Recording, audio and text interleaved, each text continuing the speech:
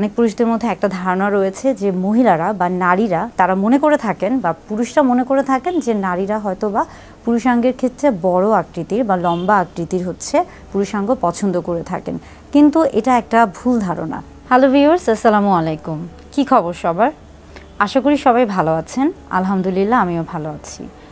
আজকে আপনাদের সামনে হাজির হয়েছি পুরুষদের একটি বিষয় নিয়ে কথা বলার জন্য।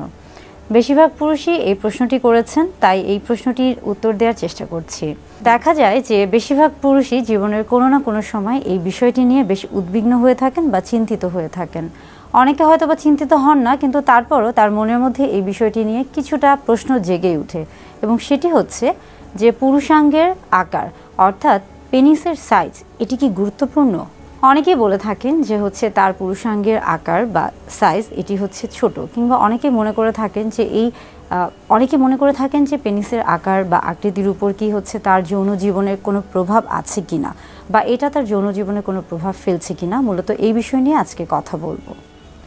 ছোটবেলা থেকে আমরা যখন বড় হই, বিশেষ করে হচ্ছে পুরুষদের ক্ষেত্রে যদি বলে থাকি, বা হচ্ছে শিশু থেকে যখন একজন কিশোর হচ্ছেন এবং কিশোর বয়স থেকে যখন সে প্রাপ্তবয়স্ক পুরুষে পরিণত হচ্ছে, দেখা যায় যে বয়ঃসন্ধিকালীন সময়ে তার ভিতরে বিভিন্ন রকমের পরিবর্তন আসে, এবং এই পরিবর্তন যেমন একদিকে শারীরিক তেমনি কিন্তু মানসিক পরিবর্তন যেমন হচ্ছে ভিতর থেকে হতে থাকে আস্তে আস্তে, কিন্তু শারীরিক পরিবর্তনটা যেহেতু শরীরের বাহ্যিকভাবে দেখা যায় এবং অনেক সময় সেটা বোঝা যায়, তো তখন কিন্তু একজন বয়ঃসন্ধিকালীন সময়ে একজন পুরুষের মনে, বয়ঃসন্ধিকালীন সময়ে একজন কিশোরের মধ্যে অনেক ধরনের প্রশ্ন জাগে, এবং এই প্রশ্নের উত্তর খুঁজতে গিয়ে সে কিন্তু দেখা যায় যে বিভিন্ন ধরনের মিডিয়ার উপর অভ্যস্ত হয়ে পড়ে বা নির্ভরশীল হয়ে পড়ে।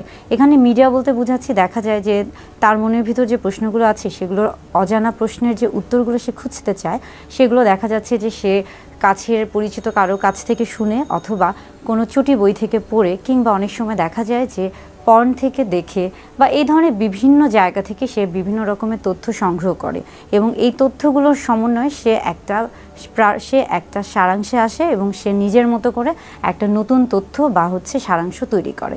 বিশেষ করে এটা কিন্তু তার শরীরের এই যে বাহ্যিক যে পরিবর্তনগুলো হচ্ছে এগুলো নিয়ে। তাই এই ধরনের যে তথ্যগুলো সে সংগ্রহ করে থাকে, এটা যেমন অনেকটা হয়ে থাকে বাস্তবিক, তেমনি পাশাপাশি কিন্তু অবাস্তবিকও হয়ে থাকে। কেননা সে যে তথ্যগুলো সংগ্রহ করছে সেগুলো দেখা যাচ্ছে যে বিভিন্ন মাধ্যম থেকে, তো সেখানে আসলে সঠিক তথ্য যেমন পাচ্ছে, তেমনি কিন্তু অনেকটা হচ্ছে ভ্রান্তিকর তথ্য তার মনের মধ্যে গেঁথে যায়, এবং এর ফলে একটা সময় দেখা যায় যে সে তার মনের মধ্যে একটা অবাস্তব একটা কল্পনার জগৎ তৈরি করে থাকে, এবং তার শরীর সম্পর্কে বা তার যে পরিবর্তন এটা সম্পর্কে তার একটা অন্যরকম ধারণা চলে আসে।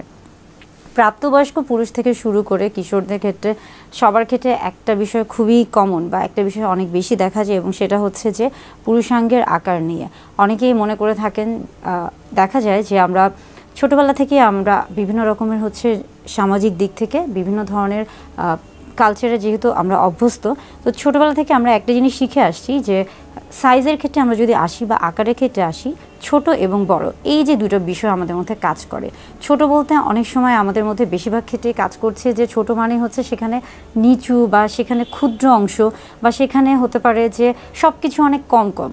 আর বড় যখনই প্রশ্নটা আসছে তখনই বোঝা যায় যে, বা আমাদের মস্তিষ্কে এটা এমনভাবে গেঁথে গেছে যে বড় মানেই হচ্ছে সব কিছু বেশি বেশি। এবং এই ক্ষেত্রে অনেক সময় হয় যে অনেকে মনে করে থাকেন যে আপনার বড় আকার অর্থাৎ পুরুষাঙ্গের আকার যদি বড় হয়ে থাকে, হয়তো বা যৌন চাহিদা, যৌন উত্তেজনা, যৌন আগ্রহ সব কিছু বেশি বেশি, বা যৌন যে শক্তি সব কিছুই তার মধ্যে বেশি বেশি কাজ করে। এই জন্য একটা ভ্রান্ত ধারণা রয়েছে যে যখন কারো পুরুষাঙ্গের আকার বড় হয়ে থাকে, অর্থাৎ সে তখন হচ্ছে অনেক বেশি শক্তিশালী বা যৌন শক্তি চাহিদা সম্পন্ন পুরুষ হয়ে থাকে। এটা একটা যেমন হচ্ছে ভুল ধারণা। অনেক পুরুষদের মধ্যে দেখা যায় যে একটা ধারণা রয়েছে যে মহিলারা বা নারীরা তারা মনে করে থাকেন, বা পুরুষরা মনে করে থাকেন যে নারীরা হয়তো বা পুরুষাঙ্গের ক্ষেত্রে বড় আকৃতির বা লম্বা আকৃতির হচ্ছে পুরুষাঙ্গ পছন্দ করে থাকেন, কিন্তু এটা একটা ভুল ধারণা।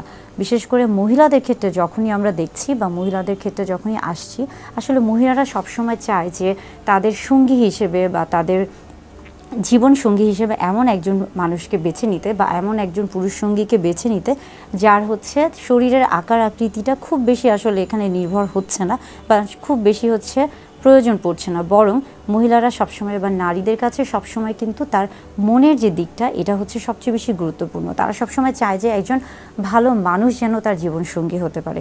তাই এই যে ধারণাটা যে হচ্ছে পুরুষাঙ্গের আকার খুব বড় হতে হবে এবং সেই ক্ষেত্রেই শুধুমাত্র যৌন তৃপ্তি বা যৌন সুখ পাওয়া সম্ভব, এটা একটা ভ্রান্ত ধারণা। বিশ্বব্যাপী গবেষণায় দেখা গেছে যে পুরুষাঙ্গের আকার সাধারণত বা আমরা এভারেজে বলে থাকি যে হচ্ছে ইরেক্ট অবস্থায়, অর্থাৎ যখন হচ্ছে যৌন তৃপ্তিতে বা যৌন উত্তেজনা পূর্ণ সময়ে পুরুষাঙ্গ সবচেয়ে বেশি হচ্ছে 5 ইঞ্চি পর্যন্ত লম্বা হতে পারে। অর্থাৎ 5 ইঞ্চি কিন্তু এভারেজ একটা আকার। এবং আমরা যখন আসছি যে ভ্যাজাইনা বা যোনিপথের ক্ষেত্রে, অর্থাৎ হচ্ছে স্ত্রীদের জননাঙ্গের ক্ষেত্রে বা যোনিপথের ক্ষেত্রে যখন আসছি, সেটার আকার কিন্তু 3 ইঞ্চি থেকে 5 ইঞ্চি। এখন আপনি চিন্তা করেন যে যেটা এখন আপনি দেখেন যে যখন যোনিপথে হচ্ছে পুরুষাঙ্গ প্রবেশ করছে তখন 5 ইঞ্চি বেশি যখন এটা হচ্ছে, তখন সেই ক্ষেত্রে কিন্তু সহবাসটা বা শারীরিক সম্পর্কটা কিন্তু কষ্টদায়ক বা অনেকটা হচ্ছে অস্বস্তিকর হয়ে থাকে। তাই এই যে একটা ধারণা রয়েছে যে তৃপ্তিদায়ক সহবাসের ক্ষেত্রে বা আনন্দকর সহবাসের ক্ষেত্রে হয়তো বা পুরুষাঙ্গের আকার অনেক বড় হতে হবে বা অনেক লম্বা হতে হবে, এটা একটা ভ্রান্ত ধারণা।